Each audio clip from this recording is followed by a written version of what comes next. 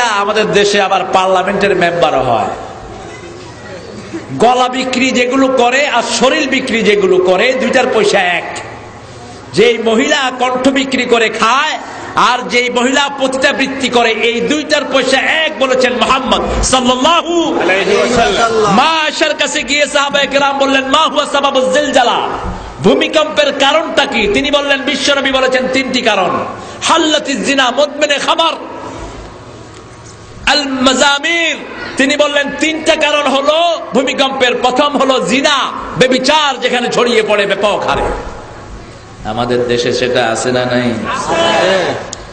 বহু দলের ভিতরে জিনার পরিবেশ আছে না নাই? বেটা বেটি এরকম করে হাঁটে, বেটা বেটি দরিয়ারে টানাটানি। আহা, জিনা সয়লাব হয়ে গেছে। বিয়ের আগে প্রেম করাটাকে ফরজ করে নিয়েছে। অথচ ছেলে মেয়ে বিয়ের আগে কথা বলা তো দূরের কথা, এই যে প্রীতি করা তো দূরের কথা, গোপনে কোনো সম্পর্ক রাখা আল্লাহ হারাম করে দিয়েছেন। হারাম। কোন মেয়ের সাথে গোপনে কোনো প্রণয় রাখতে পারবে না।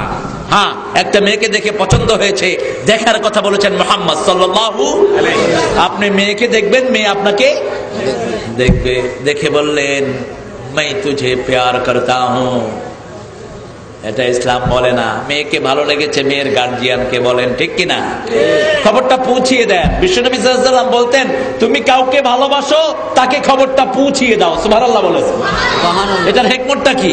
এক পেশি জ্বলার কোনো দরকার নেই। ইসলাম কত উদার। আপনি একজনের জন্য জ্বলছেন সারা জীবন, তার আপনার জন্য কোনো ফিলিংস নাই, এটা যেন না হয়। আপনি খবর পৌঁছিয়ে দেন। আবার জাতীয় কবির মতো হয়েন না, তুমি সুন্দর তাই চেয়ে থাকি, সে কি মোর অপরাধ। চাঁদের চাহিয়া যত কি নাচে, কিছু বলে না তো চাঁদ, সে কি মোর অপরাধ। নজরুল খুব কৌশলী ছিলেন। দেখেন, প্রথম পংক্তিতে ভুল করেছেন, দ্বিতীয় পংক্তিতে শুদ্ধ করে ফেলেছেন। আবার চাঁদের চাহিয়া যত কি না আছে, চাঁদও নিষ্পাপ, চতকিও নিষ্পাপ। একটা আরেকটা দেখার মধ্যে কোনো অপরাধ নাই। কিন্তু তুমি সুন্দর তাই চেয়ে থাকি, সে কি মোর অপরাধ? অবশ্যই অপরাধ। তোমার বউ সুন্দর, তুমি দেখো, কোনো অপরাধ নাই। আরেক বেটার বউ সুন্দর দেখলে অপরাধ আছে না নাই? আছে। আপনার বিবি সুন্দর, তার হাত ধরেন, হাতের সগীরা গুনাহ মাফ করে দিবেন কে? আল্লাহ। বেশি প্রীতি করার খাহেশ জমে বিয়ে করে ফেল। 14 জনের সাথে লাইন করে, এগুলোকে ধরে পুড়ে ফেলা দরকার। এক একটা লাইনের জন্য 100 বাড়ি। 100 কয়শো বাড়ি? 100 বাড়ি। পাশা চাল উঠিয়ে ফেলো, পিটিয়ে। উঠাবে কারা? উঠাবে কারা? যারা দেশ শাসন করে, তারাই তো চরিত্রহীন হয়ে পড়ে। বেশি আছে। মেয়েদের সাথে প্রেম করে, গোপনে চিঠি লেখে, রাতের বেলায় মোবাইল টিপে টিপে মেয়ের কণ্ঠ তালাশ করে, এরকম যুবক আছে না নাই? যুবকদের উপর আল্লাহ লানত।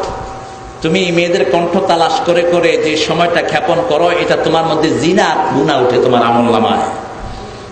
কোন মেয়ের পিছনে ঘুরঘুর করে যে সময়টি নষ্ট করো, তোমার আমলনামায় জিনার গুনাহ উঠে।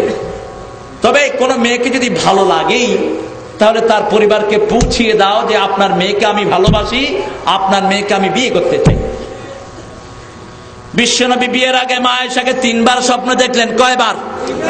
3 বার। বধূ ভেসে, বধূর ঘুম থেকে উঠে বললেন, আল্লাহ, আয়েশাকে আমাকে দিয়ে দেন, স্বপ্ন দেখায় লাভ কি? আপনি চাইলে আমাকে আয়েশাকে দিয়ে দেন। আয়েশার আব্বার কাছে প্রস্তাব দিলেন। আব্বার নাম কি?